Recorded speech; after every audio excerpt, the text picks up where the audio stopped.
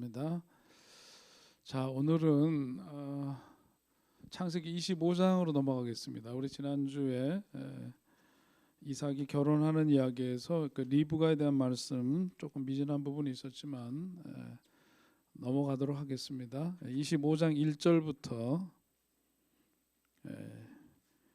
우리 11절까지인데 우선 6절까지 함께 먼저 보시겠습니다. 창세기 25장 1절서부터 6절까지 함께 읽죠. 아브라함이 후처를 맞이하였으니 그의 이름은 그두라라.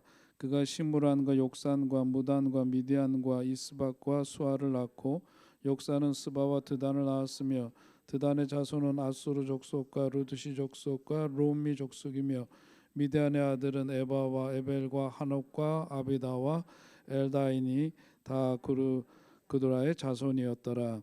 아브라함이 이삭에게 자기의 모든 소유를 주었고 자기 서자들에게도 재산을 주어 자기 생전에 그들로 하여금 자기 아들 이삭을 떠나 동방 곧 동쪽 땅으로 가게 하였더라. 아브라함의 향년이 175세라. 6절까지 읽으라 해놓고 저는 7절까지 읽었습니다.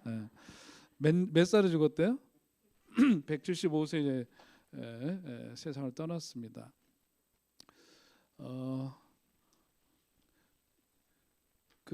이제 오늘 이제 말씀 이렇게 보면은요, 아브라함의 나이가 몇 살쯤 됐을까요? 지금 원래 부인 이름이 뭐예요? 사라죠. 사라가 몇 살에 죽었대요? 우리 앞에서 봤을 때 뭐 남 죽은 것까지 기억하기는 좀 쉽지 않지만 127세에 죽었다 그랬습니다. 그러니까 아브라함보다 10살 연하니까 그래서 나이가 137세 정도 되었을 것으로 추정이 되는데 그때 아내가 죽고 나서 다시금 후처를 만나서 이제 결혼을 한 이야기. 그리고 보니까 어떻게 해요? 고령임에도 불구하고 뭐 했대요? 애들을 많이 낳았어요. 한 명 낳기 위해서도 25년 걸렸는데 그 다음에 처가 바뀌고 나서는 막 낳았어요. 보니까 이해할 수가 없어. 도대체 이 성경 이야기는 이게 종잡을 수가 없는데 이 도대체 뭐냐 이런 생각 갖게 되죠. 또 부모 여기서 이제 그 아브라함이 이렇게 다시 그두라라고 하는 여인과 재혼을 해가지고 후손을 많이 낳았다 하는 거고, 오늘 읽은 내용에 보니까 또 어떤 게 있어요. 재산을 어떻게 했대요? 원래 그 본처 소생이자 하나님께서 약속하신 약속의 아들 이삭에게 자기의 모든 재산을 주었다. 그런데 이삭에게만 재산 주지 않고 어떻게 했답니까? 소실의 자녀들에게도 골고루 주었고, 그 다음에 또 어떻게 했죠? 어디로 보냈대요? 후처의 자식들을 동쪽으로 보냈다. 그러니까 뭐냐면 이 그 이삭하고 형제간의 어떤 갈등이 일어나지 않도록 어떻게 조치를 한 거죠. 사전에 조치를 했어요. 동쪽에 있는 땅이 좋은 땅이에요, 나쁜 땅이에요? 여기서 동쪽이라고 하는 기준은 항상 성경에서 뭐죠? 뭐가 기준이에요? 요단강. 요단강을 중심으로 해서 동쪽은 어느 땅? 모압 평야가 있고 동쪽은 기름진 땅이죠. 평야의 평야. 이제 서쪽은 요단강 이쪽 편은 이제 아무래도 그 좁기도 하고 가나안이기는 하지만은 앞에 동쪽. 그래서 그 전에 그 아브라함과 롯의 이야기도 보면 요단 들녘을 향해서 롯이 갔고 그런 이야기들 다 이제 동쪽이 상징하는 바는 그런 거죠.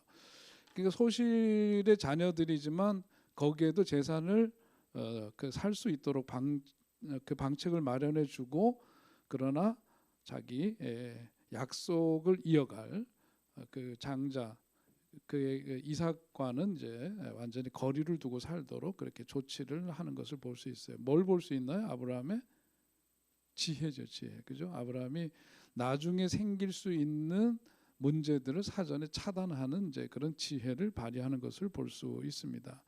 결국은 그게 뭐냐면은 부모된 도리로서 해야 될 일은 뭐냐면 자신의 삶, 이건 이제 사실 문화와 관계되는 거죠. 그때 당시에는 뭐 이렇게 배우자가 죽으면, 특별히 이제 아내가 먼저 죽으면 재혼하는 건 너무 당연하게 여기던 이제 그런 시대이기 때문에 그렇습니다.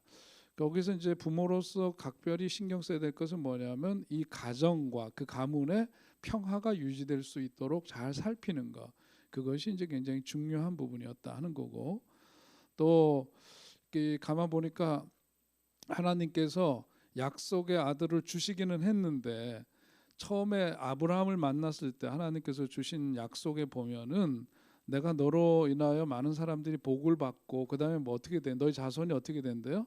하늘의 별처럼 바다의 모래처럼 그렇게 많아지리라고 했는데 이삭 하나 갖고는 좀 딸려, 그죠? 아무리 봐도.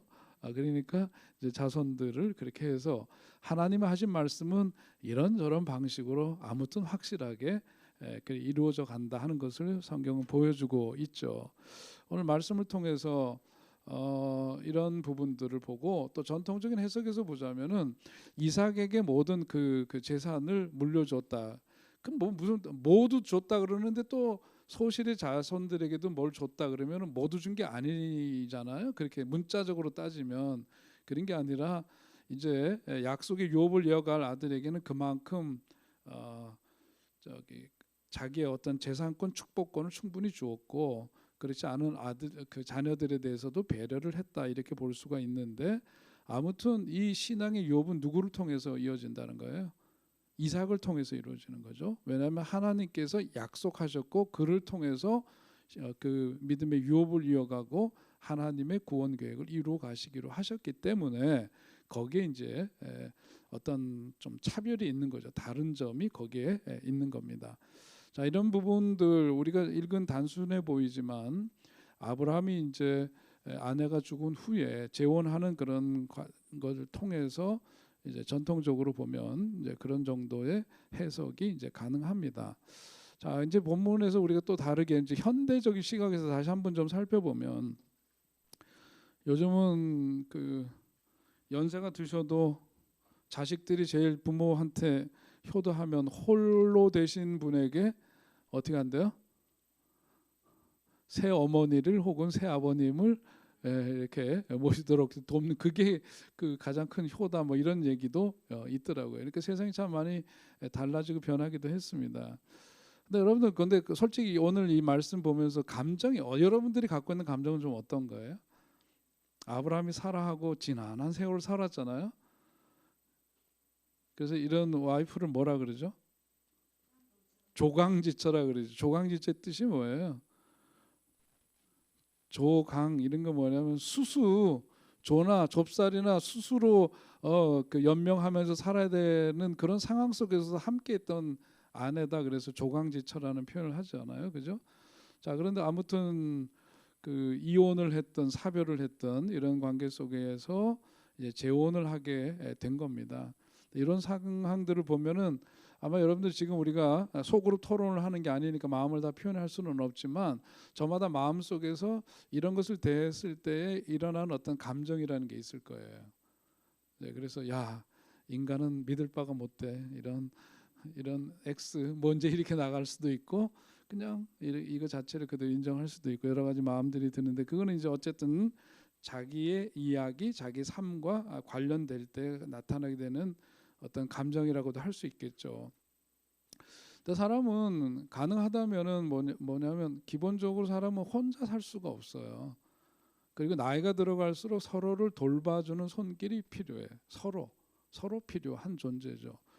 그러니까 어떻게 부부가 그러면 사는 것이 좋으냐 했을 때 하는 표현 가운데 정신과 의사인데 이우영 박사가 그분은 이런 얘기를 했어요. 제가 보니까 책에 보니까 혼자 사는 듯이 함께 사는 것이다 그런 표현을 했더라고. 애매모호이라고 하죠 이런 거. 어떻게 한다고요? 혼자 사는 듯이 함께 사는 거고 함께 사는 거. 혼자 사는 듯하다는 건 뭐예요? 혼자 사는 듯하다. 혼자 사는 듯하다는 부부이지만 뭐냐면 혼자 사는 듯 그러나 한편으로는 함께 사는 거다. 혼자 산다는 것은 뭐냐면 그 이 부부 각 그 한 사람 한 사람이 주체적인 삶을 살아가도록 서로에 대해서 인정해줘야 된다는 거죠. 그러니까 자기가 하고 싶은 것을 할 수 있도록, 그러나 거기에 대해서는 책임을 지는 관계. 그게 뭐냐면 혼자 사는 듯, 함께 살지만 혼자 사는 것 같은 그런 거죠. 근데 우리 잘 돼요, 안 돼요? 난 자전거 사고 싶은데도 허락을 못 받아서 못 사고 있어요. 이거 녹화 나가면 안 되는데 이거 아무튼 이거 혼자 사는 듯이 이게 안 되네 이게. 이게 건강한 부부 관계라고 하는 것은 내가 하고 싶은 것 스스로 주체적으로 할 수 있고 거기에 따른 책임을 지는 것이다. 동시에 상대방의 자유를 존중해주고 상대가 책임지는 것을 공감해주는 거. 이게 이제 혼자 사는 듯이 함께 사는 거다. 함께 산다라고 하는 것은 이제 톱니바퀴가 맞물려 가듯이 이제 그렇게 살아가는 것을 의미할 텐데, 그래서 아무튼 이 재혼에 대해서 이제 성경에 이제 나오니까 이런 부분에 대해서 이제 어떤 감정이 일어나는가 하는 것을 우리가 한번 좀 생각해 볼 필요가 있죠. 그건 이제 각자에게 맡게 될 영역이라고 보고. 자, 이제 본론으로 다시 돌아가 가지고 오늘 보니까 아브라함의 노년에 이르러서 아내와 사별한 이후에 일어나는 이제 전개하는 처리신하는 것들을 가만 보니까 이 사람이 굉장히 자기 관리나 또 부모로서 자녀에게 이렇게 취하는 것들을 보면 굉장히 지혜로운 사람이라고 이제 할 수 있겠죠. 자, 그두라라고 하는 여인과 결혼을 했는데요. 여기서 보니까 자녀들에 대해서 앞으로 장차 자기도 언젠가는 세상을 떠날 터인데 그 이후에 어떻게 될 건가 하는 것에 대해서 먼저 이렇게 미리 생각을 하면서 이런 조치들을 하는데, 자, 오늘날 우리가 살아가면서 자식들의 자식복에 대해서 얘기하고 그러는데요. 그래서 우리 부모된 입장에서 보면 자녀들이 어떤 말을 해주기를 원해요, 여러분들은? 나는 커서도 엄마랑 살고 싶어요, 이런 얘기? 징그러워요? 아빠랑 꼭 살고 싶어요, 이런 얘기? 아빠처럼 살고 싶어요, 뭐 이런 이야기. 엄마처럼 살고 싶어요, 뭐 이런 이야기들은 기분이 좋아요, 안 좋아요? 화나는 건 아니죠. 자식들이 엄마처럼 살고 싶어요 그러면 저놈 새끼가 지금 무슨 소리 하는 거야 이러는 마음은 아니죠. 그러면 자기가 마치 보상받은 것 같죠. 자식이 엄마처럼 살고 싶어요, 아버지처럼 살고 싶어요, 이런 거는 우리들에게 어떤 보상적인 언어와 같은 이제 그런 것인데, 자, 우리가 항상 뭐냐면 이제 어른이 되고 나니까 부모의 입장에서 생각해요. 우리 집안일 이건 나가면 안 돼. 오늘 녹화한 거는 다 뺍시다. 네, 저녁 강의 한 것만 하고 그다음에 지우는 걸로 하고. 우리 집에 이제 두 놈이 있는데 집안얘기 다 해주는 거예요. 작은 놈은 정기적으로 일주일에 한 번 정해진 시간에 전화를 해서 길게 통화를 해요. 충분히 통화를 해요. 나 말고 엄마하고. 뭐 전화해서 짧게 하죠. 근데 충분해. 큰아들은 워낙 이제 직업이 그렇다 보니까 치열하게 하니까 밤낮이 없나 봐요. 어쩌다 목소리를 들어도 목소리가 항상 처져 있어요. 너무 힘드는 거예요. 밤낮이 없이 일을 하니까. 근데 부모들 입장에서는 저만 해도 조금 이렇게 분리가 돼 있어요. 그러니까 얼마나 사는 게 힘들면 그럴까 이제 이러고 말죠. 엄마 된 입장에서는 이놈 새끼 손가락이 부러졌나 안 부러졌나 전화도 못 하고 그런다고 하는 마음이 들면 섭섭해 안 섭섭해요? 섭섭하죠. 군대 간 아들 전화 안 하는 것 같도 섭섭하고 그러죠. 군대에서는 원래 전화 못 하게 돼 있어요, 원래. 근데 요즘은 전화기를 쓸 수 있게 되니까 이제 군대 간 아들도 전화 안 하면 섭섭해지고 그러는데, 사실은 보면은 이제 아이들이 크고 나면 어떻게 됩니까? 아이들이 크고 나면은 그렇게 분리가 되는 게 맞는 거예요. 분리가 되는 게 맞는 거고, 그 부모된 입장에서 생각하면 안 돼. 그 큰아들 보면서 드는 생각이, 나를 가만 생각해 보니까 내가 미국에 있을 때 우리 부모님한테 얼마나 전화했나 생각해 보니까 그때 손가락이 부러졌었더라고 보니까. 그러니까 부모님들이 전화를 주로 하시지 우리가 전화해가지고서는 안부 여쭙고 자식 된 돈이 다 못해 멀리 와서 이렇게 죄송해요 어떠세요 뭐 이러고 해본 적이 없어요. 기억이 없어요. 그래서 우리 아내가 아들하고 잘 이제 그 얘기 전화가 안 되고 그래서 좀 어떤 때는 섭섭한 마음이 들고 그러면은 제가 이제 하는 얘기가 있어요. 이건 진짜 꼭 지워야 돼. 당신은 가까이 사는 엄마한테 전화 몇 번 해서 일주일에 이제 이렇게 내가 물어봐요. 몇 번 할게요? 말할 수 없죠. 이런 건 진짜. 근데 우리가 우리 입장에서만 항상 생각을 해. 근데 거꾸로 말하면은 자식된 입장에서 한번 생각을 해봐야 돼. 그래서 그걸 뭐라 그래? 어려운 말로 역지사지라는 말을 쓰죠. 입장을 바꿔서 생각해봐라. 입장을 바꿔서 생각해 보면은요, 우리가 자식들한테 섭섭해하거나 이렇게 하나도 없고, 우리가 자식들이 부모처럼 살고 싶다든지 존경하는 마음 이렇게 해주면은 이상적이겠지만, 거꾸로 말하면은 자식들도 부모 잘 만났어야 되는 거예요. 맞아요, 틀려요? 그런 거죠. 자식들도 부모를 잘 만나야 되는 거예요. 어떤 부모를 만나는가 하는 게 이제 중요하죠. 가장 중요한 게 뭘까요? 가장 중요한 게 부모 아이들 입장에서 참 좋은 부모 만났다 그랬을 때 어떤 부모를 만나는 게 가장 좋은 거예요? 머리 좋은 엄마 아빠? 설마 그렇게 생각하는 분은 없겠지. 뭘까요? 가장 쉬우면서도 정답이 뭐예요? 믿음? 믿음 어려워요 그거. 목사인 저도 믿음이 있다 없다 해요. 저도. 애정이죠, 애정. 자식된 입장에서는 가장 좋은 부모를 만나는 게 좋은, 가장 좋은 부모는 다른 게 아니라 자식들에 대해서 뭐하는 마음? 애정이 충분한. 그래서 엄마들 중에서도 애정이 충분한 엄마를 일컬어서 뭐라 그래요? 영어로 얘기하면 enough mom, enough mother. 충분하다는 거죠. 충분한 엄마. 무엇이 충분해? 아이들한테 충분한 애정을 더해주고 공급해주는 엄마. 그게 이제 뭐예요? 자랄 때 가장 어렸을 때 우리들이 성장하면서 가장 중요한 시기, 어린 3살까지 시기에 그것이 뭐예요? 그 애정을 일컬어서 그 애정을 통해서 형성된 그 관계, 애착 관계라고 얘기하죠, 그죠? 그것이 이제 가장 중요한 건데 우리가 자라면서 무엇보다도 그것이 이제 가장 중요합니다. 부모가 이게 이제 아브라함의 가정에서도 보면은 이삭이 낳기까지 몇 년 걸려요? 25년 걸렸죠. 25년 걸렸어요. 그래서 얻었는데 그래서 아버지가 믿음 때문에 막 제단에다 바치려고 그러고 이런 그 참 기가 막힌 일도 있었지만은 얼마나 많은 사랑과 애정을 그에게 쏟았을까 우리가 생각해 볼 수 있죠. 우리가 부모를 한번 생각해 보면 부모에 대해서 드는 생각 가운데 하나가 뭐냐면은 자라면서 부모님들에 대해서 100% 만족하고 충분히 정말 최고였다 이렇게 얘기하기가 다들 쉽지는 않지. 다들 쉽지는 않은데 부모님들을 생각할 때 드는 이야기 생각이 어떤 거냐고 제가 물어본 공통점이 있어요. 그건 뭐냐면 억울하게 당했다는 마음들이 굉장히 많아요. 억울하게 자라면서 좀 억울하게. 그러니까 이런 부분들이 있더라. 그러니까 이게 이제 아브라함의 가정에서 이제 말년에 이르러서 그 자녀들에 대해서 그렇게 하는 이야기를 보면서 우리가 드는 건데요.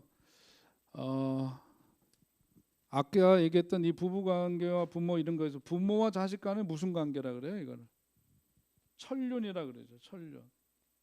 이거는 무슨 관계예요? 일륜이라 그러죠. 일륜. 예? 이거는 부모로부터 자식들은 태어나서 이거는 하늘이 맺어준 관계다. 이것은 인간이 어떻게 부정한다고 부정되는 게 아니다. 부부 관계나 이런 거는 뭐냐면 일륜이죠. 서로의 어떤 생각과 마음이 더해져서 맺어진 관계고 이거는 천륜이고 그런 건데 부모로서 뭐 여러 가지 할 얘기 많이 있지만 우리 오늘 아브라함 이야기를 통해서 보자면 우리가 부모된 입장에서 자녀들의 어떤 생각들 미지에 일어날 수 있는 이런 일들 이런 것들을 이제 헤아리면서 하는 그런 지혜가 참 필요하구나 그런 생각과 더불어서 이 그 자녀들을 소위 말해서 그래도 잘 부모된 도리로서 잘 양육하고 또 그 몫을 다해갈 수 있는 가장 기본적인 어떤 역할이 세 가지로 볼 수 있습니다. 그건 뭐냐면 아까 얘기했던 어렸을 때서부터 애정, 웜하다고 얘기를 하는데요. 따뜻한 애정을 더해주는 것. 그 다음에 가정에 있어서는 어떤 그 형태 속에서 가정을 유지해야 되느냐, 민주적이어야 된다 하는 거가 두 번째고, 세 번째는 뭐냐면 펌하다 그러는데요. 어떤 일관성이 있고 그 속에서 지켜야 될 어떤 삶의 원칙이 제시되고 지켜지는 가정. 이것이 이제 어떤 건강한 가정을 이루어가는 데 있어서 특별히 부모 자식과의 관계 속에서 이런 부분들이 이제 지켜지는 것, 이런 것이 이제 오늘날에 있어서는 가장 중요한 어떤 이슈들이랄까, 그런 건강한 가정의 요소들로 이런 것들을 꼽습니다. 자, 오늘 이제 여기 그 아브라함 이야기로 돌아가서요. 여러분 이제 나눠드린 그 교재 참고하면서 보면은, 자, 이게 부모와의 관계에서 이제 보자면은 여기서 가장 중요한 게 이제 코호시라고 하는 하인즈 코호시라고 하는 사람이 이제 자기 심리학 이론을 창시한 분이에요. 근데 이분이 코호시라고 하는 유명한 이제 이 심리학자가 얘기하는 공부한 이 내세운 이론의 학문은 내가 누구인가를 연구한 이제 그런 학문인데, 앞에서 좀 얘기했던 이런 부분처럼 살아가면서 내가 누구인가 하는 부분에 있어서 가장 중요한 것은 뭐냐면 내가 살아가려면 나 말고 누가 필요하대? 다른 사람이 있어야지만 살 수 있다는 이론이에요. 그래서 거기에서 이제 중요하게 다루는 게 애착이고 그런 건데, 자, 우리는 살아가면서 태어나는 순간서부터 뭐냐면은 나 혼자 살아갈 수 없는 존재다. 나를 아껴주는 누가? 부모가 있어야 되죠. 부모님, 가족, 또 형제, 친척들. 몸이 움직이려면 산소가 필요한 것처럼 내가 삶을 살아가기 위해서는 나하고 같이 사는 사람들이 필요해요. 같이 사는 사람들. 그래서 하인즈 코우시 얘기하는 자기 심리학이라는 게 바로 이제 여기서 출발하는 겁니다. 나하고 같이 살아가는 사람이 필요한데, 자, 거기에서 이제 1차적으로 봐야 될 게 뭐냐면은 왜 이런 관계가 필요하느냐면은 반응 때문에 그렇다는 거죠. 사람이 살아가면서 피드백이 있어야 돼. 그 피드백이 굉장히 중요한데, 우리에게 꼭 필요한 것은 뭐냐면 내가 살아가는 데 있어서 나에 대해서 뭐라고 얘기해 주는 사람이 꼭 필요해. 네? 그러니까 인생살이를 살아가는데 나 혼자 즐기며 나 혼자 살 수는 없다. 우리는 뭔가 어떤 그 언행을 하면서 살아가는데, 그런 내 삶에 대해서 내가 어떤 변하는 것에 대해서 뭔가 얘기해 주는 사람이 있어야 되고, 그 얘기해 주는 그 이야기가 나에게 어떤 칭찬의 소리일 때 우리는 뭐하고? 기뻐하고, 그것에 대해서 그 반대일 경우에는 우울하거나 슬프거나 화가 나거나 이런 이제 감정이 생기는 거죠. 자, 아무튼 사람들은 뭐냐면 칭찬을 들었을 때 고무되는데, 나 말고 나와 같이 사는 내 사람, 그게 뭐냐면 자기 대상이라고 얘기하는 거예요. 그게 그 자기 대상이 필요하다. 우리 그 점을 우리 이해할 필요가 있고, 그 다음에는 뭐냐면은 사람은 혼자서 성장할 수 없듯이 내가 만나는 사람과의 관계 안에서 어떤 그 깨달음을 갖고 성장하게 돼 있다는 거예요. 깨달음을 갖고 성장하는데, 그 깨달음을 얻는 과정 속에서 뭐가 필요해? 경험되는 거죠. 경험되는 거죠. 누구와의 관계? 처음에는 주 양육자와의 관계 속에서 경험되고, 그죠? 그래서 엄마, 혹은 할머니, 아버지든 누구든, 그러다가 이제 좀 자라면서 누구와의 관계? 친구, 스승, 이런 것 통해서 경험되고 학습되면서 우리가 이제 성장이 되는데, 프로이드가 얘기한 대로 어떤 우리 의식의 세계에는 뭐가 있어요? 전의식이 있고 무의식이 있고, 그죠? 의식 세계 속에 이런 세 가지 영역이 있는데, 다른 사람들하고 계속해서 같이 있으면 무의식 속에 우리가 들어가기가 쉬워요, 어려워요? 어렵겠죠, 당연히. 그러니까 그런 가운데서 뭐가 발달? 의식이 발달하게 돼 있는 거예요. 우리는 그러니까 관계 속에 살아가니까 의식이 발달하게 되어 있는 거고, 또 반대로 명상을 하게 되면은 어디로 들어가요?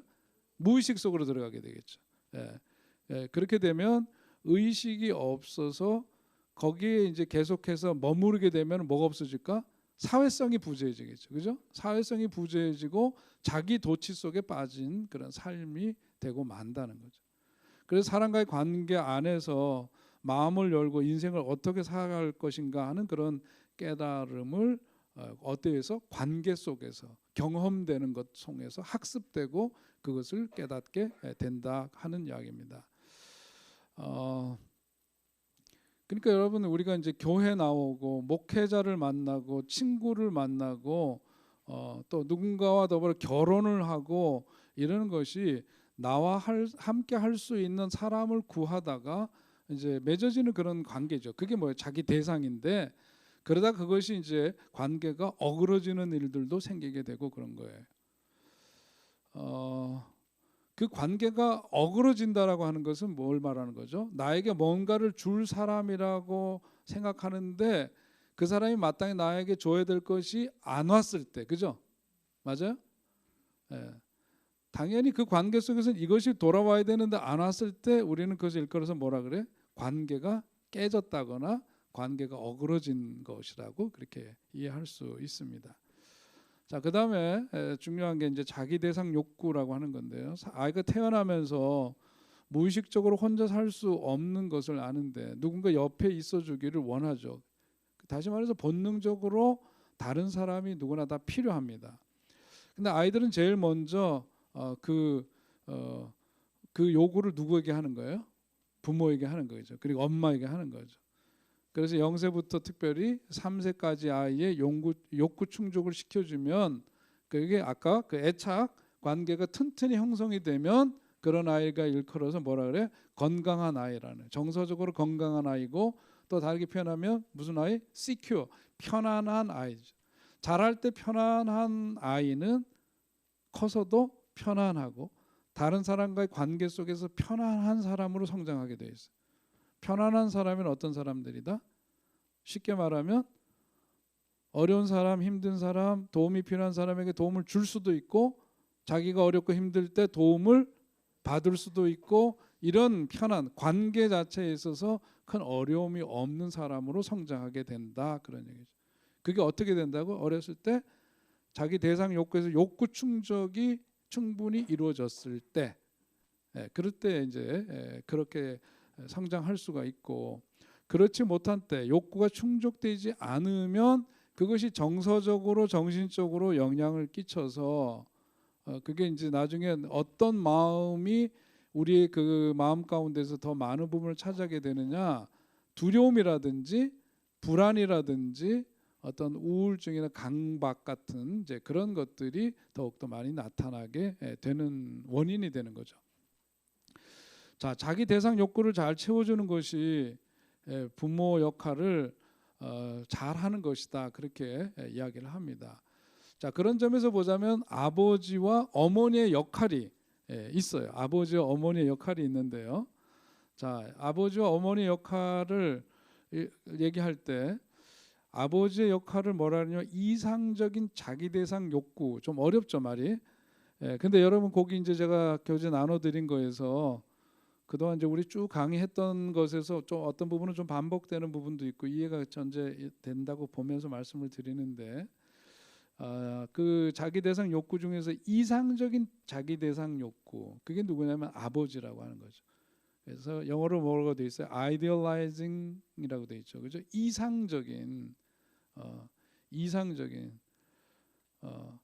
아버지는 그런 점에서 이상적이고, 그 다음에 그 이제 내용에 들어가기 전에 밑에 이제 엄마하고 관계되는 거, 엄마를 일컬어서는 밑에서 뭐라고 표현을 했죠? 반영적 자기 대상 욕구라고 그랬어요. 이게 한자식으로 번역이 돼서 이렇게 어려운데 영어로 보니까 거기 뭐라고 돼? 미러링이라고 돼 있죠. 미러링. 미러가 뭐예요? 거울이죠. 거울. 자, 그러면은 여기 이제 쉬워요. 아버지는 우리가 자라면서 우리에겐 어떤 대상? 이상적 대상으로 된다. 이상적인. 그런 대상이 돼요. 그래서 마음에 어떤 불안감이 많은 사람이나 내 인생에 뭔가를 잘 모르는 사람들이 나중에 이제 결혼을 할 때 그 배우자를 보면은 어떤 사람을 주로 만나느냐 하면은 어떤 사람일까? 성격이 약한 사람, 강한 사람. 자기 불안해. 그러니까 성격이 강한 사람, 약한 사람 만나? 강한 사람 만나는 거예요. 그래서 배우자 중에 한쪽이 세잖아요. 센 사람들 있죠. 있어요? 안 떠오르죠? 그런 사람들 보면은 이런 부분들이 있다는 거지. 마음속에 어떤 그 불안감 같은 거라든지 그래서 좀 흔들린 점들이 있어서 그러니까 대상을 찾을 때는 강한 사람을 만나고 싶어하는 그런 욕구들이 자기도 모르게 있죠. 그게 다 어디서 나와요? 무의식에서 나오는 거니까. 그렇죠. 자기를 책임져 줄 것 같은 사람을 만나죠. 어른, 강력한 힘을 가진 사람, 또 연장자 뭐 이렇게 되죠. 그래서 그 사람 인생을 닮아갈 수 있는 어떤 튼튼한 원래 그 자기에게 어떤 불안한 요소였던 누구 부모를 대신할 어떤 그 상대자를 원하게 되었던 심리적으로 보자면 이해가 되세요? 네. 한번 그래 보면 그럴 것 같죠, 그죠? 네. 그렇게 돼. 그래서 어린아이 때는 이상적인 자기 대상 욕구를 채워줄 어른이 어린아이 때 꼭 필요합니다. 그 사람을 보고 배우고 나를 이끌어주고 또 자기 안에 그 사람을 어떻게 시키느냐. 이거 중요한 게 뭐냐면 내면화라고 하는 말이에요. 내면화. 우리 잘할 때 보면 아이들 그 가르쳐 주지 않아도 이렇게 비슷한 점들이 따라가고 그런 거 있죠. 그런 것들이 다 이제 그게 이제 작동이 돼서 그런 모습으로 나타나는 건데, 자, 이것을 이제 내면화라고 하는 것은 그 사람의 어떤 생각을 내 것으로 받아들이는 거예요. 우리가 어떤 그 완성된 단계에 이르기 위해서 보통 초기 단계에서 뭘 많이 해요? 네? 실패도 하지만은 어떤 이상적인 이것을 닮아가기 위해서는 잘하면서 보면은 누구 흉내 내죠, 그죠? 그 이상적인 대상을 놓고 하는 거예요. 그걸 일컬어서 뭐라 그래? 모방하는 거죠. 뭐 흉내 내기거든요. 흉내 내는 이런 과정을 거쳐서 성년이 되고 그러면은 그 다음에 뭐예요? 자기 정체성이 분명해진 사람으로 이제 서게 되는 거죠. 자, 이런 과정 속에서 자기가 이상적으로 생각하는 그것을 자기 것으로 받아들였어. 그것을 일컬어서 우리는 뭐라 그러냐? 내면화됐다. 내 안에 받아들여서 그것이 내 것처럼 아예 그 전에 뭐 먹으면 좋은 말씀 들으면 피가 되고 살이 되고 뭐가 어쩌고 그러잖아요. 그런 것처럼 이제 그런 걸 일컬어서 내면화라고 이야기를 하는 겁니다.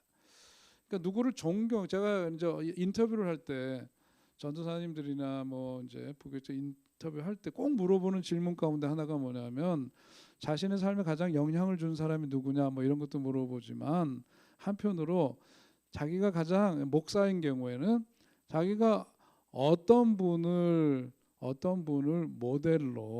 모델로 삼고 있는가, 그걸 꼭 물어봅니다. 그러면은 이제 거기 벌써 그 한마디에 그 사람의 많은 부분이 담겨져 있는 거죠. 많은 부분이 담겨져 있어요. 그러니까 자기가 존경해야 따라하면서 본받게 돼 있으니까, 그죠?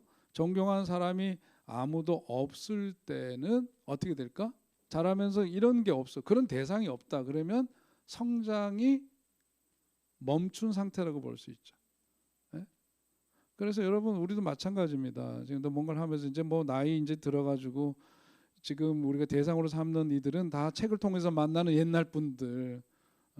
저는 뭐 장일순 선생이나 이런 분들 책들을 지금도 이렇게 꺼내서 봐요. 그분들이 했던 이야기, 삶의 이야기, 그리고 그분이 남겼던 말씀들 이런 것들 이제 봅니다.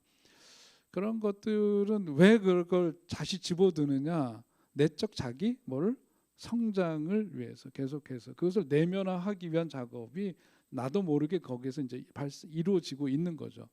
그러니까 우리도 마찬가지로 그런 게 필요해요. 그것이 아주 가까이로는 뭐냐면 우리 교회에서 우리 저 장로님, 우리 저 권사님, 나도 같이 신앙생활하면서 우리 권사님 좀 닮고 싶다. 우리 장로님 저런 모습 꼭 닮고 싶다. 이런 것들, 이런 것이 뭐냐면 닮고 싶으면서 그것이 내면화되면서 자기 성장이 이루어지게 되는 거죠. 그런 성장이 내면화되어서 이루어지기 위해서 필요한 게 있어요. 예? 그게 뭐냐면은 머무는 겁니다. To stay. 멈춰서 거기에 머물러 있는 거죠. 그냥 가만히 멈춤이 아니라 머무름.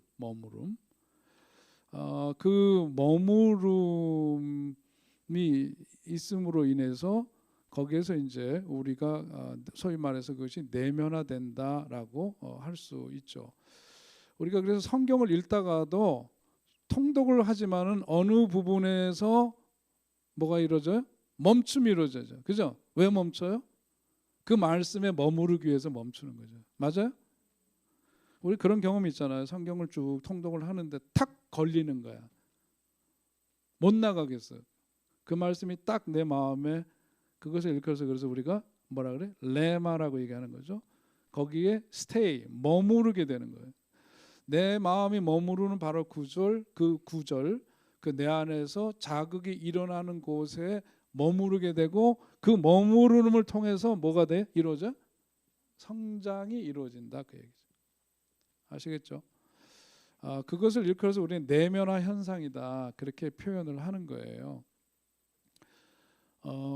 어떤 분들 보면 알기는 많이 아는데 느낌이 없다는 사람들, 느낌을 모르는 사람들이 있어요.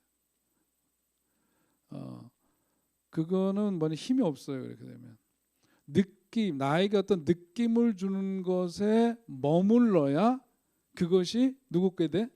내 거가 된다 이거죠. 그것이 내 것이 된다. 그것이 머무르도록 하기 위한 자리, 그게 무슨 자리일까요? 우리 신앙 생활하면서 기도의 자리지, 묵상의 자리지, 이런 거죠.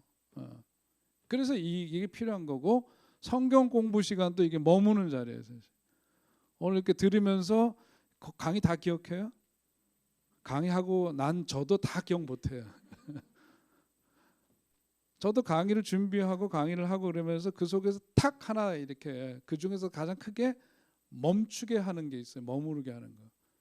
그것이 그냥 나는 지식을 전달하는 게 끝나는 게 아니라 나도 이 속에 들어와 있는 사람이기 때문에 그 어떤 부분에서 머무를 때 그것이 나에게 필요한 일종의 자양분 같은 것이 되어서 나를 성장시키게 되는 것이죠. 그런 머물이 필요해요. 자, 내면화가 안 일어나면은요, 그 삶이 허약해집니다.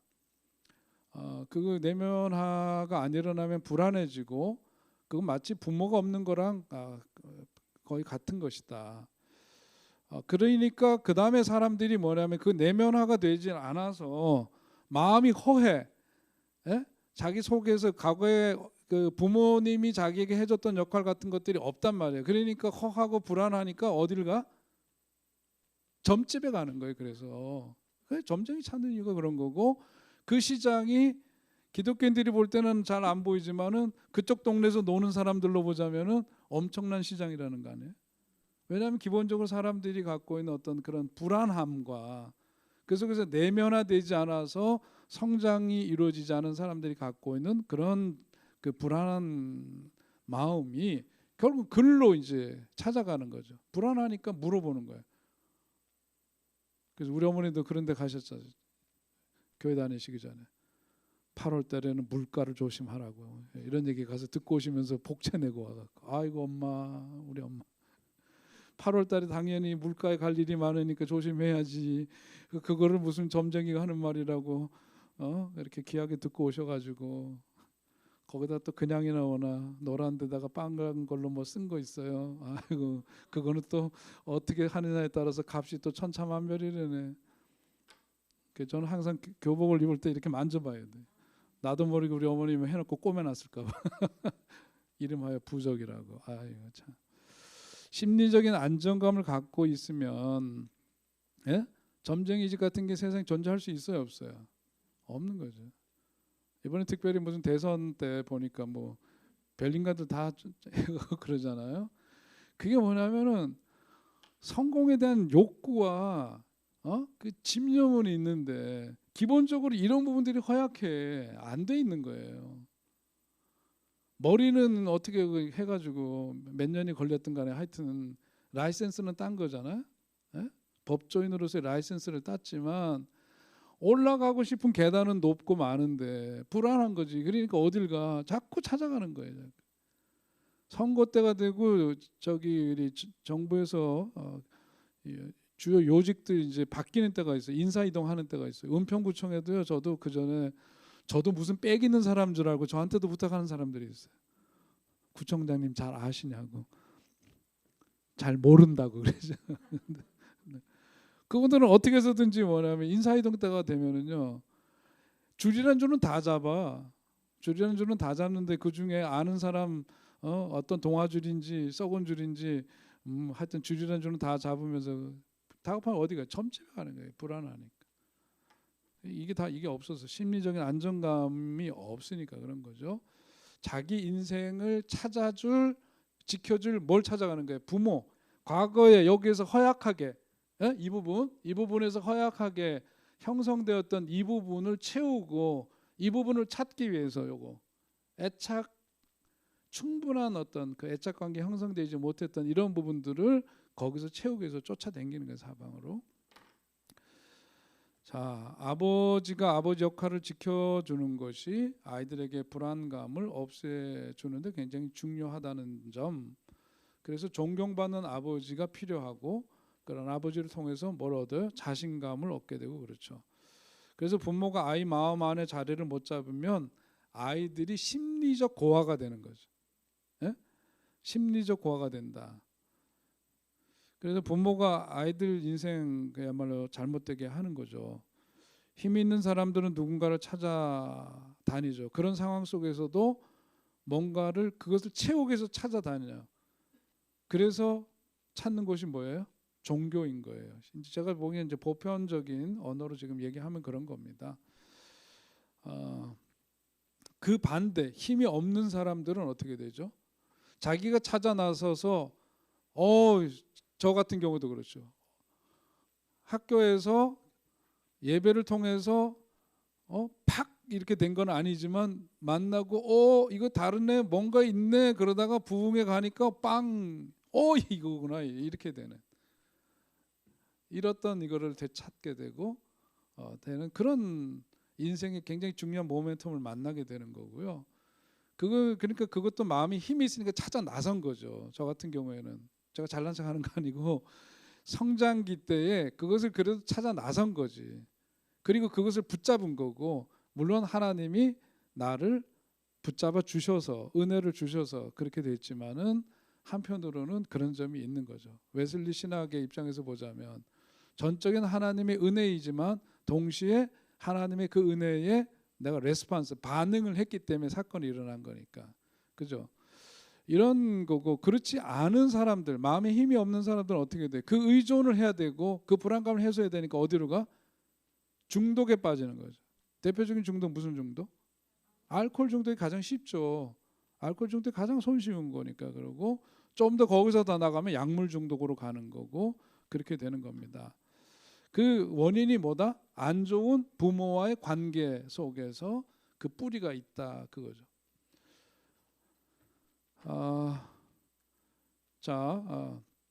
부모로서 내 문제를 잘 보는 것이 아이들에게도 중요하고 주위 사람들에게도 중요해요. 그래서 내가 누구인가를 항상 정직하게 만나야 돼요. 정직하게 만나야 돼. 이야기를 전하는 저를 포함해서 우리들 모두가 내가 이상화한 그것이 자기인 것처럼 착각하면 안 되고 정직하게 껍데기를 벗어버리고 정직하게 내가 누구인지를 바로 알아야 된다. 그것을 잘 볼 수 있어야 그게 뭐냐면 자기도 편하고 그래야 성장이 이루어지고 또 더불어 가장 가까이 사는 사람들도 그것이 끼치는 영향이 중요하죠. 편해지죠. 그죠? 이렇게 되는 거고 더 확장되면 어떻게 돼? 내 주위에 있는 사람들도 편안해지는 거고 그런 거예요. 자, 내 안의 감정을 얼마나 절제하며 사느냐 하는 거에 따라서 성숙함 혹은 미성숙함 이라고 이렇게 이야기를 하는데, 그게 다 이제 이런 것과 관련되는 얘기겠죠. 자, 아까 얘기했던 거기에서 이제 반영적 자기 대상 욕구, 아까 이미 답을 말했습니다. 이게 무슨 역할? 엄마 역할이라 그랬죠. 엄마는 일종의 반영이다, 거울 같은 존재다 그런 거예요. 아이들이 무엇을 했을 때 누구의 칭찬이 중요하냐? 소소한 일상생활 속에서 누구의 칭찬이 가장 필요하냐면 엄마의 칭찬이 필요하다. 엄마의 칭찬이. 엄마의 그 생활 속에서의 그 칭찬을 듣고 자라야 된다는 거죠. 부모에게 어떤 충분한 사랑을 받지 못하면 마음 안에 뭐가 생깁니까? 분노가 생기죠. 분노가 생기기 때문에 자기 아이들에게 그 칭찬을 못하는 거예요. 에? 내 새끼에 대해서 칭찬을 못하는 이유는 누구의 문제냐면 내 문제고, 내 문제는 뭐냐면 자기 부모로부터 그렇게 되지 못했기 때문에, 그 속에서 채워지지 않는, 칭찬받고 격려받고 어떤 자기 존중감이나 이런 것들이 거기에서 결여된 데서 오는 한편으로의 그런 분노, 그거가 그 다음에 영향을 미치게 되어 있다. 그러니까 결국 누구의 문제죠? 아이의 문제가 아니라, 아이의 문제는 누구의 문제다? 부모의 문제라고 보아야 하고, 그러니까 문제는 그냥 문제로만 볼 게 아니라 부모가 그것을 객관적으로 들여다봄을 통해서 그 속에서 뭐가 이루어져요? 성장이 이루어지는 거죠. 그것을 들여다보는 것에서부터, 그것을 깨닫고 거기서 변화를 시도하는 것에서부터 성장은 이루어지게 되어 있습니다. 아이들은 칭찬을 들으면서 이제 과대적인 자기 형성이 이루어진다라고 얘기를 하는데요. 좀 표현이 과대적인 자기 형성이라 그랬지만, 이거 다시 얘기하면은 칭찬을 들으면서 자아가 팽창되는 거예요. 근데 어른이 되어서 지나친 과도한 자아 팽창, 이런 게 이제 정치인들에게서 흔히 볼 수 있죠. 원래의 자기보다도 더 큰 자기를 인식하고 자기로 착각해, 자기를 과대하게 팽창시켜. 목회자들 중에 그 이상한 사람 있잖아요. 정건, 이런 사람들이 이제 대표적으로 과대 망상을 갖고 있는 것이기도 하고요. 과대한 어떤 자기 팽창이 이루어진 결과 이제 그런 게 나타나는 거예요. 그게 병적인 거죠, 일종의. 과대한 어떤 그 자기 형성이라고 하는 거, 포메이션인데요. 일단 형성이라고 하는 것은 자기의 핵심 자기 혹은 건강한 자기 존중감의 가장 원천이 된다. 여기서 팽창이라고 했는데 잘한다라고 보는 거죠. 원래의 이제 어려서부터, 예를 들면 이제 우리 그 에릭 에릭슨의 발단, 아이들의 8단계 성장하는 거 다 배웠잖아요, 그죠? 이제 거기서도 보면은 어떤 때 어렸을 때 뭐가 학문기를 거친다 그러잖아요. 학문기에 뭘 알아요? 똥이 더럽다는 것을 아는데, 그런데 거기다 막 야단을 친다. 그럼 어떻게 되지? 그러면 그 수치심을 느끼고 강박증이 생기고 이제 이렇게 되는 거죠. 그러니까 우리가 이런 그 아이들이 칭찬과 격려와 지지를 받으면서 일종의 과대적인 자기 형성이 이루어지게 되고, 그것이 어떤 자기 존중감이나 건강한 사람으로 성장하는 뿌리가 된다라고 하는 거죠. 근데 이것이 이제 이루어지지 않아. 자라면서 사는 게 너무 바빠가지고 아이들한테 눈길을 줄 수가 없고 격려의 말에는 칭찬을 한 적이 없어. 그러면 그렇게 되면은 아이들이 밥만 먹고 사는 게 아니잖아요. 어른들도 예수님 말씀하신 것처럼 너희들이 밥으로만, 빵으로만 사는 게 아니라 하나님이 주신 영의 양식을 먹어야 된다. 영의 양식을 먹어야 되는, 말씀을 먹어야 되는데 아이들에게 필요한 그것이 뭐예요? 그게 바로 칭찬이라는 건데, 그걸 못 듣고 마땅히 먹어야 될 그걸 못 먹으니까 영양실조에 걸리지. 영양실조라는 결핍에 걸리니까 어떻게 돼? 영양실조에 걸리면 어떻게 돼? 사람 몸이 힘이 막 나요? 무기력증에 빠지는 거죠. 마찬가지예요. 자라면서 이제 그런 칭찬, 지지, 격려를 못 받게 되면 무기력증에 빠지게 되고, 반대로 또 지나치게 되면은 또 어떻게 돼요? 어렸을 때부터 뭘 잘못해도 하나도 거기에 대해서 아까 펌 그랬죠. 뭔가 원칙을 갖고 대해야 되는데 가정에 있어서 어떤 애정이 있어야 되고 민주적이어야 되고 또 하나는 어떤 원칙이 있어야 되고 일관된 원칙이 있어야 되고 이랬는데 여기서 애들이 잘못해도 제가 우리 어렸을 때 우리 아이 잘하는데 교회에서 이제 그 야외를 갔어요. 야외 가서 노는데 아주 좀 특별한 애가 있어요. 이름도 안 잊어버려 그놈의 자식은. 우리 애한테 눈앞에서 솔방울을 들여다가 눈을 쳤어요. 그래 애가 아프기도 하고 이 눈이 얼마나 민감한 거예요. 우리는 막 분기탱천해서 같은 밝혀야 되나? 전도사네 여자 전도사네 집 그 저기 아들 놈의 자식인데 우리 애한테 그렇게 했는데 얼마나 화가 나. 그러면서도 우리가 또 체면이 있잖아요. 그래갖고 이제 그 속으로 삭히면서 괜찮니 어떠니 눈 다치지 않았어야 되는데 막 걱정하고 있는데 걔네 엄마가 그걸 봤거든요. 걔네 엄마가 뭐라는 줄 알아요? 얘 그러면 어떻게 하니? 이렇게 얘기를 하더라고. 자기 아들한테. 잘했어요 못했어요?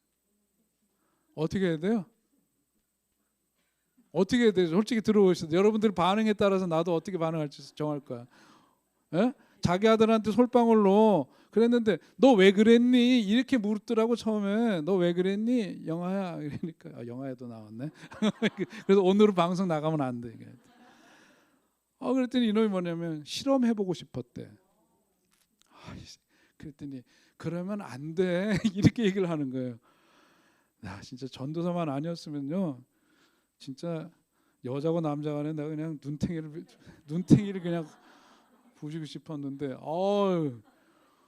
지금도 기억이 난다니까요. 그때 일을 생각하면 그냥 여기가 뜨끈해져. 아유 진짜 세상에 무슨 얘기하다 여기까지 왔나면 그게 뭐냐면은 그렇게 잘하면 걔가 어떻게 되겠어요? 자기 과시, 예? 부모님의 지나친 자랑, 지나친 지지 이런 걸 받게 되면 애가 건강하게 자라는 게 안 되는 거야. 그게. 그 이후의 소식은 나는 안 듣기로 해갖고 몰라요 지금. 그러니까 어떻게 해야 되죠? 지나쳐도 안 되고 모자라도 안 되는 거예요. 그게 참 애매하지만 그런 거라고.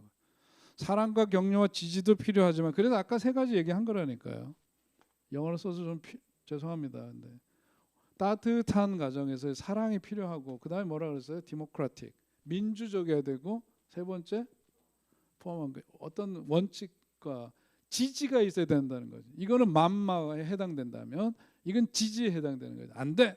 딱 이렇게 해주는 이게 있어야 되는데 요게 균형이 잡혀야 되는데 여기만 지나치게 가면은 얘가 자기가 뭐가 된 줄 알고 엄청나게 착각해. 자기 과시, 자기 자랑에 빠져서 건강하지 못한 자아상이 형성이 되는 거고 여기에만 또 너무 안 돼. 지지 이것만 자꾸 하다 보면 자신감을 잃게 되고 그런 거죠. 그러니까 이게 뭐예요? 잘 균형이 맞아야 된다.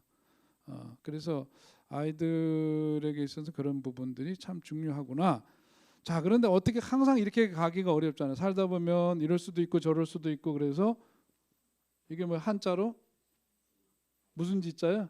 가을 지자죠. 그래서 그 횡보 호가 횡보인 분 염상섭인가? 그분은 어떻게 하면 항상 술에 취해서 어떻게 걸었대? 가을 지자로 걸었대는데 우리 인생도 왔다 갔다 이렇게 하는 거지만 이런 것 속에서 균형을 잡고 가는 거죠. 그렇게 가는 거지 완벽하게 그렇게 될 수는 없다. 아무튼 중요한 것은 뭐냐면 엄마를 통해서는 미러링, 거울 같은 존재 그 속에서 자기 형성이 이루어진다라고 하는 것을 꼭 유념해야 될 필요가 있습니다. 자, 그다음에 이제 7절에서부터 11절은 읽지는 않았는데 그다음에 175세에 아브라함이 죽고 어디에 장사돼요?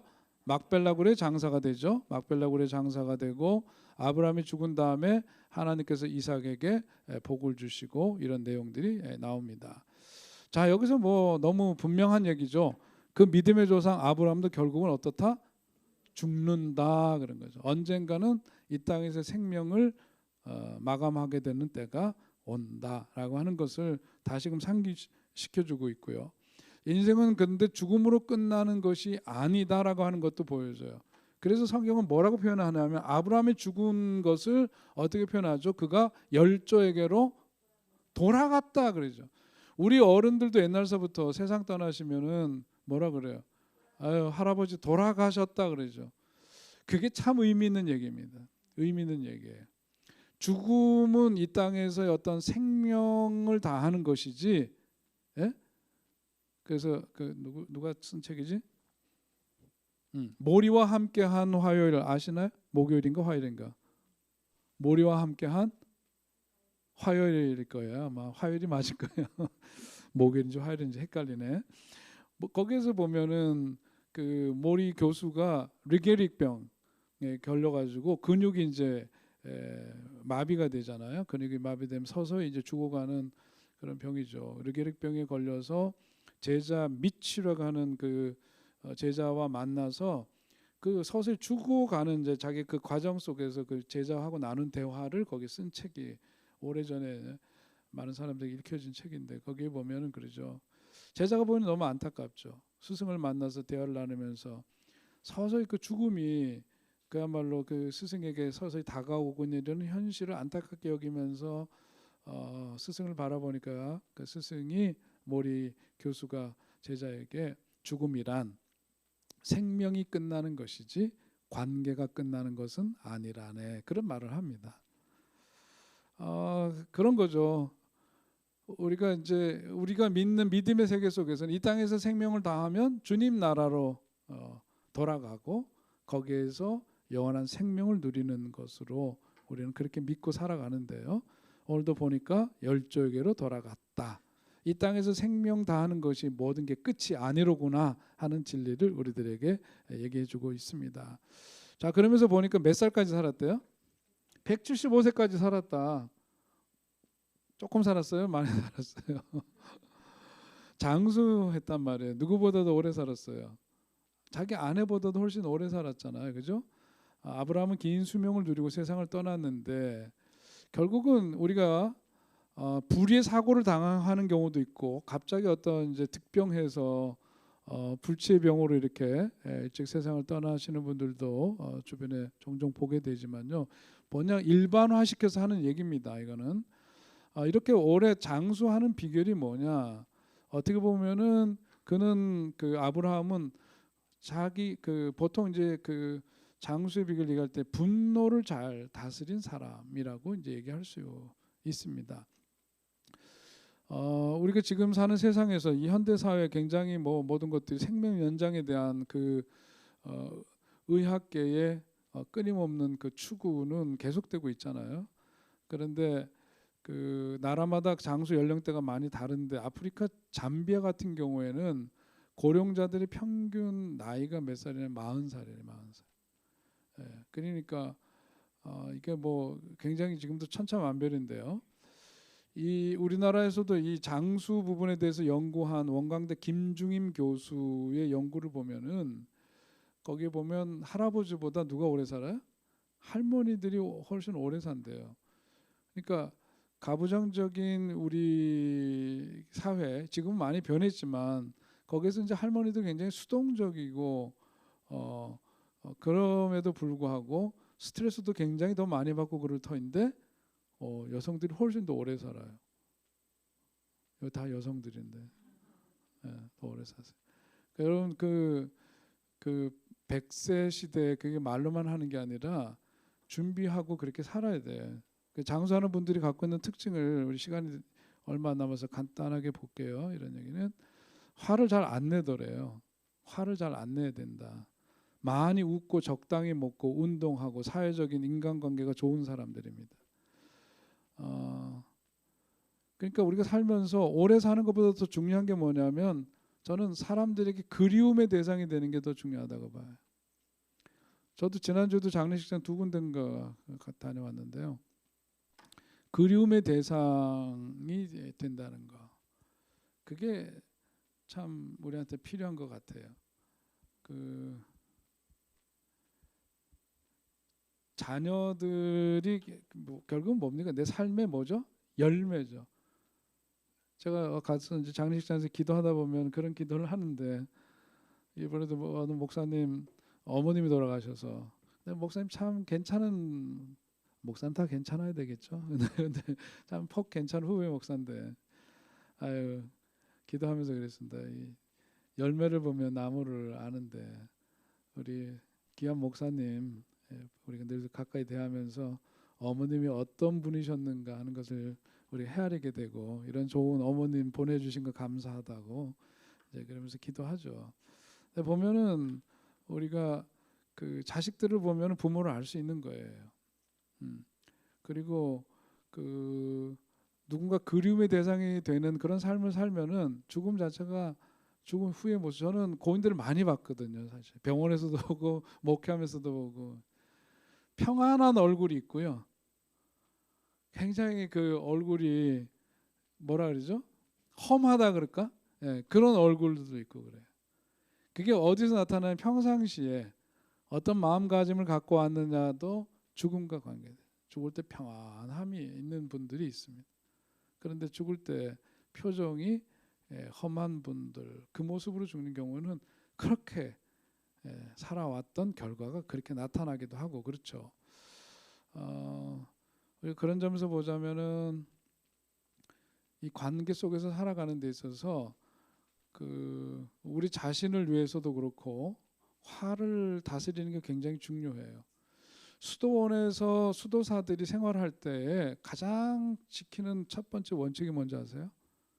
지정된 방에서 지정된 사람하고 같이 살아야 돼. 룸메이트가 마음에 들어도 안 들어도 무조건. 그러니까 그게 뭐냐면 그게 훈련이에요. 우리는 뭐냐면 자기랑 편한 사람하고 사는 게 편하죠. 그죠? 근데 그렇게 되면은 자기 성장이 멈추게 돼요. 싫은 사람, 원치 않는 사람하고 그런 것 속에서 이렇게 부비게 살아가면서 성장이 이루어진다. 어느 교회를 가면 텃세를 부리는 사람들이 있을까요? 없을까요?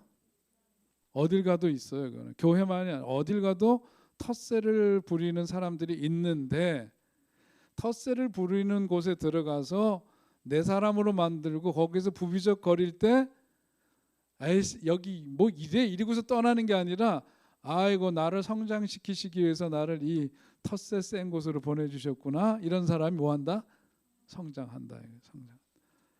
그 뒤에 재미난 얘기 또 해야 되는데요. 시간이 되면 더는 안 해요. 저는 여기까지 1시간 딱 되어서 여기까지만 하겠고 자 오늘 한 얘기 가운데 질문 있나요? 장수화에 대한 특징들 다음에 다루면서 그 다음 장 다음에 다루도록 하겠습니다. 기도하겠습니다. 하나님 오늘도 저희들에게 또 좋은 만남 주심을 감사합니다. 또 성경 말씀을 대하면서 오래전부터 우리들에게 주신 그 진리의 말씀 마음속에 다시금 새기게도 하시고 또 새로운 눈으로 성경을 통해서 또 깨달음도 주시니 감사합니다. 늘 비옵기는 우리가 함께 배우고 나눈 이야기를 통해서 내 삶 속에 더욱더 귀한 것들 좋은 것들이 열매 맺어 갈 수 있도록 인도해 주시고 또 주님 앞에 서는 그날까지 우리들의 삶이 좀 더 자라고 성장해야 될 터인데 오늘도 이런 말씀이 내 삶의 성장에 작은 자양분이 될 수 있도록 하나님께서 축복해 주옵소서. 다시 만날 때까지 우리들의 삶 속에 더욱더 크신 은혜 더해 주시는 우리 주님으로 말미암아 부요한 인생 살게 하시고 평안한 인생 살게 하시고 무엇보다 주님 주신 은혜를 충만해서 기쁘고 감사함으로 살아가는 우리들 되게 하여 주옵소서. 예수님의 이름으로 기도하옵나이다. 아멘. 감사합니다.